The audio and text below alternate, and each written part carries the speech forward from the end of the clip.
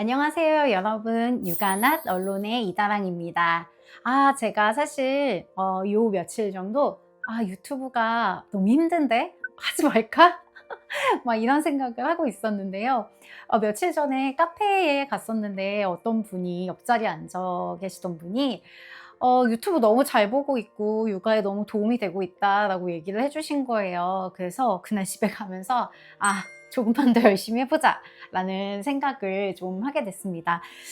무엇이든지 되게 시작해서 꾸준히 지속해 나간다는 것, 이런 게 정말 쉬운 일은 아닌 것 같아요. 그래서 여러분도 아이들을 바라볼 때, 특히 우리 아이들은 아직 어떤 끈기라든가 한번 시작한 것을 계속 성실하게 이끌고 나가는 힘들이 많이 부족한 상황이잖아요. 그래서 어른들의 눈에서 봤을 때는 아이들의 모습이 상당히 조금 불편하게 느껴질 수는 있지만, 잘 생각해 보면 어른들에게도 어떻게 근면성실하게 무언가를 꾸준히 해서 성취해 나간다라는 것은 결코 쉬운 일이 아니라는 것을 우리 한 번 더 생각해 보면 좋을 것 같습니다.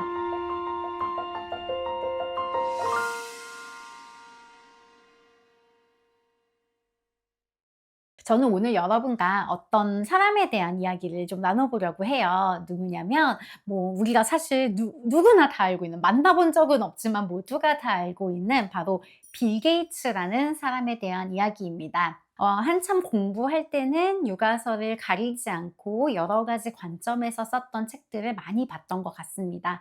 그런데 이제 육아서만 보다 보면, 많이 읽다 보면 아마 부모님들도 고민하실 텐데, 약간 이 얘기가 저 얘기 같고 결국 저 얘기가 이야기 같고 이런 이제 느낌이 들 때가 있고, 또 한편으로는 음 '이게 진짜 적용 가능한 이야기일까? 이렇게 하면 정말 되는 걸까?' 이런 의구심이 들 수도 있어요.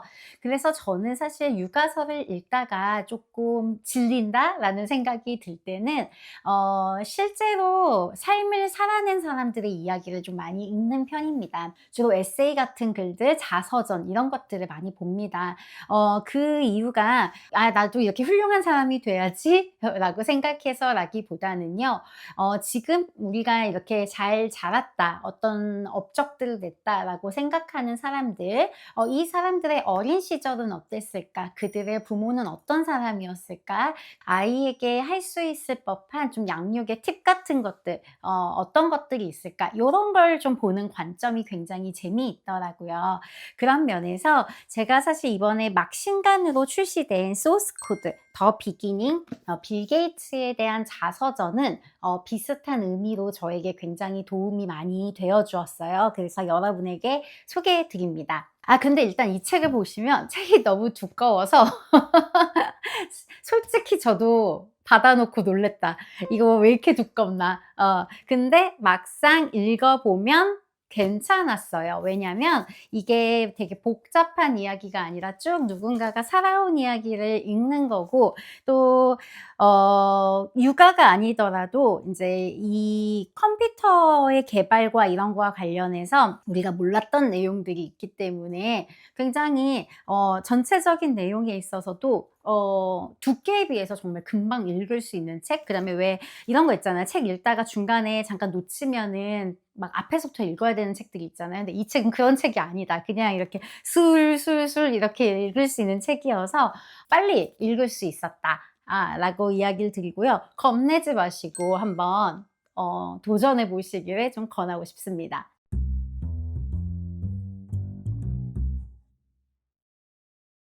저는 이 책을 읽으면서 제가 상담했던 부모님들 중에 어떤 부모님들이 좀 생각이 났어요. 왜냐면 여기서 이 빌 게이츠의 어린 시절을 보면 빌 게이츠가 가지고 있는 굉장히 독특한 성격적 특성들이 있어요. 근데 만약 이 아이를 내가 키운다라고 생각해 보니까 막 이런 생각이 드는 거예요. 물론 모든 아이는 다 어렵지만. 근데 우선은 저는 그거는 부정하지 못하겠어요. 빌 게이츠가 훌륭한 어떤 기업 기업인이 된 것에는 그냥 이 사람의 천재성, 특성 이런 것만 있는 건 아니고 이 사람의 집안이 가지고 있던 어떤 힘, 부모님이 보여준 어떤 능력들 이런 것들도 사실은 무시할 수는 없어요. 그래서 우리 아이를 빌 게이츠처럼 키운다라는 그런 관점보다는 어린 시절 빌 게이츠 같이 어려운 아이를 사실 잘 기능하고 한 기업의 기업인 또 나아가서는 조금 더 넓은 측면에서 세상을 바라보고 일하는 어떤 사람으로 자라게 만드는데 이 과정에 있어서 이 부모가 얼마나 힘들고 많은 고군분투를 했는지 이 지점을 살펴보는 게 굉장히 매력 포인트일 것 같아요. 그럼 빌 게이츠는 어떤 어린이였냐라고 했을 때 제가 상담하면서 많이 보는 아이들 중에 한 부류였어요. 그러니까 자기가 좋아하는 것에만 관심을 두고 따라가고 본인이 흥미가 없다고 생각하면은 별로 관심을 두지 않는 아이들. 그다음에 사람들과 친밀하게 지내는 어떤 관계 형성보다는 자기의 세계에 조금 더 몰두하는 친구들. 그리고 또 빌 게이츠가 어릴 때 굉장히 좀 왜소했어요. 그래서 이 상황에서 자라면서 남자아이들의 세계에서 자기의 포지셔닝이 되게 약하다고 생각하면서 좀 고민하는 친구들, 이런 아이들을 키우는 부모님들, 특히 되게 고집도 있기 때문에 막 말대답도 하고 엄청 싸워요. 그러거든요. 그래서 요런 아이를 키우는 부모님들은 진짜 이 책을 한번 읽어보면 좋겠다. '아 여기 이런 사람이 또 있구나.' 이런 생각을 할 수 있을 것이다 해서 이 책을 좀 추천드리고 싶어요. 왜냐하면은 이게 자서전이라서 어느 정도 정리가 된 부분이 있는 건 분명히 있겠지만 이 책이 인상 깊었던 부분에는 아이로서 느꼈던 생각과 감정을 되게 솔직하게 잘 담아낸 내용들이 많아요. 나는 사실 부모님이 나에게 기대하는 것이 무엇인지 알았지만 나는 강렬한 열정을 흥미를 느끼는 모든 것에 모든 걸 쏟아부었고 흥미가 생기지 않는 것에는 아무런 관심도 기울이지 않았다.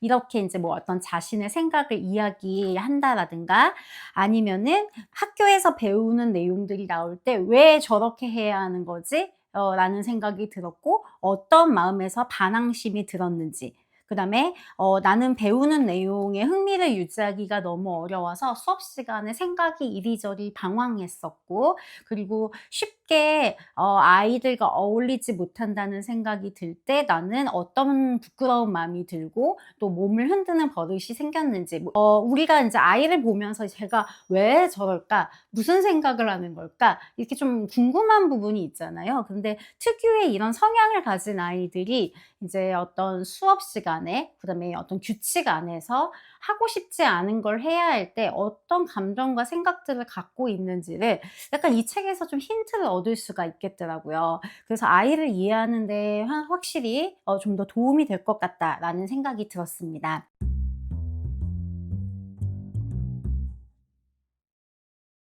저는 이 책에서 좀 인상 깊었던 부분을 또 한 가지 말씀드리자면 결국에는 이 아이를 대하고 이 아이와 수용의 지점을 맞춰가는 부모와 어린 빌 게이츠의 과정 그 부분이 가장 인상 깊었어요. 이 두꺼운 책 중에서 한 중간쯤에 그 내용이 나오는데요. 그러니까 결국에는 빌 게이츠가 굉장히 특유한 그 어떤 고유의 특성도 가지고 있지만 사춘기적인 요소들이 인제 생기기 시작하면서 굉장히 많이 부모님과 부딪히기 시작해요. 근데 사실 "부모님은 어떤 분이냐?"라고 했을 때 책에도 자세히 나와 있지만 굉장히 인텔리이고 세련된 분들이에요. 특히 어머니 같은 경우에는 굉장히 사교적이고 대외적인 활동을 많이 하고 이러면서 또 가정 안에서 크고 작은 규칙이 많아요. 그래서 제가 그냥 봤을 때는 제 시각에서는 '굉장히 통제를 많이 하는 부모인데?'라고 느껴질 만큼 이제 아이들이 예를 들어서 어디 놀러 간다 그러면은 이렇게 카드를 만들어서 다 작성을 하게 한다라든가 크리스마스에는 우리 가정에 있는 문화적 규칙은 이거라든가 우리 집에 어른들이 놀러 올 때는 아이들도 어떤 역할을 하고 착석을 한다라든가 무엇을 배우게 한다라든가 이런 게 늘 인제 딱 그 뭐랄까 회사 용어로 치면은 이제 KPI가 딱 세워져 있고 이런 사람이에요. 근데 빌 게이츠 동생이나 이런 다른 형제자매에 비해서 빌 게이츠는 여기에 이게 수용이 되는 담아지는 아이가 아니었어요. 그래서 엄마가 진짜 너무 고통스럽고 힘들었을 것 같다라는 생각이 들고요. 실제로 빌 게이츠 엄마가 많이 고민을 했던 것 같습니다. 그러다가 이 상태로는 아이와 나의 관계가 굉장히 어려워질 것 같고 이 아이를 어떻게 키워야 될지에 대해서 고민을 계속하는 과정에서 어느 정도 이 아이에게는 독립성과 자율성이 필요하다라는 사실을 결정하고 받아들이는 과정이 있는데, 빌 게이츠는 나중에 이 부분에 대해서 내가 잘 자라난 부분에서는 엄마에겐 분명히 힘든 결정이었겠지만 나의 자율성과 독립성을 어느 정도 키워주기 위한 그 힘든 결정, 그 결정이 결정적으로 나한테 정말 도움이 되었고 내가 더 크고 다양한 것에 도전할 수 있게 만드는 원동력이 됐다. 그리고 자기가 어떤 부모에 대한 반항감과 이런 것들이 극단으로 올라가는 지점이 보이거든요. 근데 거기서 부모가 나를 진짜로 사랑하고 수용하고 있음을 확인하면서 관계가 개선이 되는 그 지점이 이 책에서 잘 나타나고 있어요. 그래서 약간 '어떤 상담책보다 굉장히 사례집보다 리얼한데?' 이런 생각도 좀 했거든요.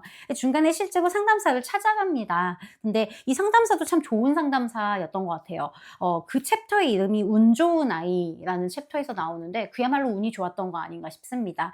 좋은 사람을 만나는 것도 운이 좋은 거잖아요. 근데 이 상담사가 사실 다른 어른들과 달리 빌 게이츠에게 왜 그런지를 따져 묻거나 아이의 생각을 당장 바꾸려고 하지 않았어요. 근데 그거에 비해서 너가 이 가정 안에서 살아가면서 얻어낼 수 있는 게 무엇인지 이런 것들을 좀 생각하게 만들었고요. 그리고 이 아이에게 부모와의 관계에서 조금 더 격차를 좁힐 수 있도록 부모와 이런 어떤 세상을 새로운 관점으로 보게끔 좀 도와주는 역할들을 합니다. 그러면서 좋은 기회가 또 하나 찾아온 건 이 친구가 도서관에서 그 흩어져 있는 책을 찾아서 이렇게 정리하는 어떤 작업들을 하면서 굉장히 큰 쾌감과 성취감을 느껴요. 자기 나름대로 막 공식을 세워가면서 굉장히 기뻐하거든요. 그러니까 내가 쓸모가 있다라는 어떤 지점들을 발견하면서 나의 자존감이 회복되고 그다음에 나를 있는 그대로 좀 받아주는 어떤 부모와의 관계를 회복하면서 빌 게이츠가 이 단계를 넘어서기 시작합니다. 이 부분을 조금 읽어 드릴게요. 이후로 우리의 사이는 점차 좋아졌다. 부모님이 갑자기 항복하고 내가 하고 싶은 대로 하도록 허용했기 때문이 아니었다. 크래시 박사가 내게 준 새로운 관점을 통해 내가 차분하게 마음을 가라앉히고 태도를 바꾸기 시작했기 때문이다.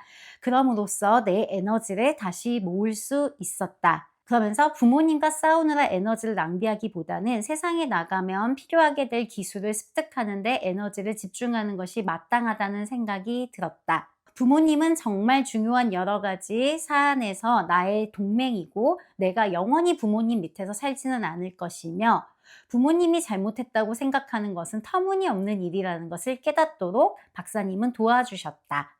이렇게 이야기를 해요. 그러면서 실제로 이것들을 실행해 나갔을 때 이 부모도 역시 이 과정에서 이제 이 아이를 잘 키우기 위해서는 좀 패배한 것 같은 느낌이 들기는 하지만 어느 정도 '내가 타협을 해야 되는구나.'라고 느끼는 지점이 생기게 된 거고 그 안에서 아이에게 빌 게이츠에게 좀 더 많은 자율성을 주게 되면서 빌 게이츠는 역으로 '아 부모님이 정말로 나를 사랑하고 노력하는구나.'라는 지점이 맞닿게 된 것이지요. 그러면서 이 이후에 빌 게이츠가 이제 본격적으로 컴퓨터라든가 또 하이킹 이런 활동들에 관심을 가지면서 이 모험심이나 이런 것들이 쭉 성장하는 과정들을 좀 볼 수가 있어요. 아무튼 이 책을 읽다 보면 빌 게이츠는 키우기 참 어려운 아이입니다. 우리가 그냥 보편적으로 봤을 때. 그리고 아마 제가 오늘 이 영상을 드릴 때 이거 약간 우리 아이 같은데 느껴지시는 분들이 있으실 것 같아요. 그런 분들 읽다 보면 '와.' 라는 생각이 진짜 드실 수도 있거든요. 근데 생각보다 정말 이런 특성을 가진 친구들도 굉장히 많단 말이죠. 그리고 굉장히 복잡한 자기만의 생각 구조를 가지고 있고요. 그 생각을 훔쳐보기가 어려울 때가 있잖아요. 그런데 이런 책을 통해서 아이와 유사한 성향을 가진 사람이 어른이 되었을 때 아이의 모습을 회고하면서 쓴 책을 좀 살펴보면 확실히 조금 아이 마음을 이해하는 데 좀 도움이 될 것 같아요. 그래서 여기서 "어머니는 나를 위해 설정한 모델에 내가 결코 완전히 들어맞을 수 없음을 인식했고 나는 어머니를 있는 그대로 받아들였다."라는 지점에서 4장 운 좋은 아이가 인제 막을 짓게 되는데요. 이런 스타일의 아이를 키우는 아이에게는 당연하고 사실 우리 부모인 모두에게 굉장히 필요한 어떤 지점이 아닐까라는 생각을 해 보게 됩니다. 우리는 모두 우리가 살아온 모습이 있잖아요. 우리가 살아온 모습 안에서 만들어 온 어떤 프레임워크가 있지요. 어 일정 부분에서는 그것이 아이에게 꼭 필요한 부분일 수 있어요. 하지만 아이가 받아들이기 어려워하거나 이게 아이하고 조금 관계를 나쁘게 만드는 것 같다.'라는 느낌이 드는 지점이 생긴다면 사실은 우리가 조금 유연함을 가져볼 필요가 있어요. 이 방법은 아이에게 적절한 것인지, 내가 가지고 있는 틀, 내가 이 아이에게 기대하고 있는 성장에 대한 모델이 적절한 것인지 이런 것들을 한 번씩 좀 회고해 보는 그런 태도가 필요하지 않을까 싶습니다.